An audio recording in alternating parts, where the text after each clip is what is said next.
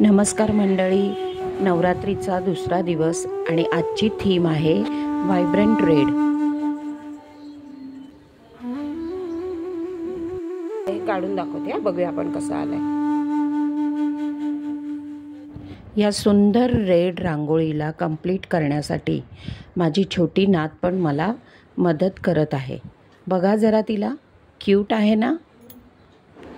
आज मी घरचे मंदिर सुशोभित केले आहे आर्टिफिशियल लाल फुलांनी। मी नेसली आहे रेड साडी आणि त्यावर कॉन्ट्रास्ट ग्रीन कलर ज्वेलरी। कशी वाटते सांगा? घे बोल त्याला, घे।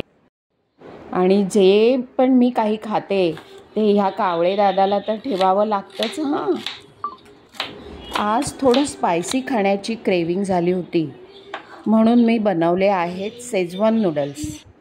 रेसिपी बघा आणि नक्की ट्राय करा।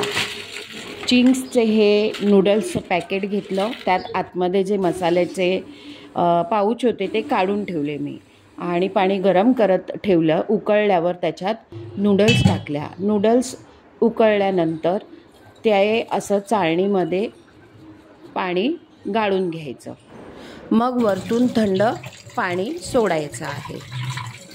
आता कढईमध्ये तेल टाकून घेतलं आहे, त्यात चिरलेला कोबी गाजर एकत्रच टाकायचं आहे आणि त्याच्यात वरतून मीठ टाकायचं आहे। कोबी आणि गाजर हे जास्त शिजू द्यायचं नाही, चायनीज हे थोडंसं अर्ध कच्चंच असतं। मग त्याच्यामध्ये शेजवान टाकून घ्यायचं आहे।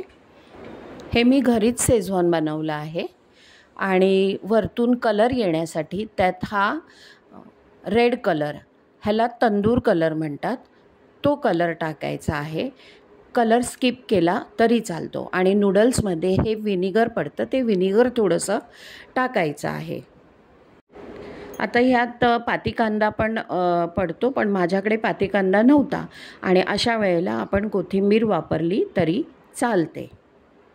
नूडल्स रेडी झाले आहेत आणि अहोंना ब्रेकफास्ट म्हणून मी दिलं आहे खायला। बघा, माझे अहो पण रेड टी शर्टमध्ये अगदी सर्व कलर फॉलो करतात, हां, ते पण नवरात्रीत। मग रोज एका देवीचं दर्शन म्हणून बाहेर गेलो, ते हे कार पार्क करेपर्यंत मी इथे या देवीचं दर्शन घेतलं, सेल्फी काढली आणि नंतर आम्ही इथे दहिसर ईस्टला आहे भाटला देवीचं मंदिर, तिथे गेलो।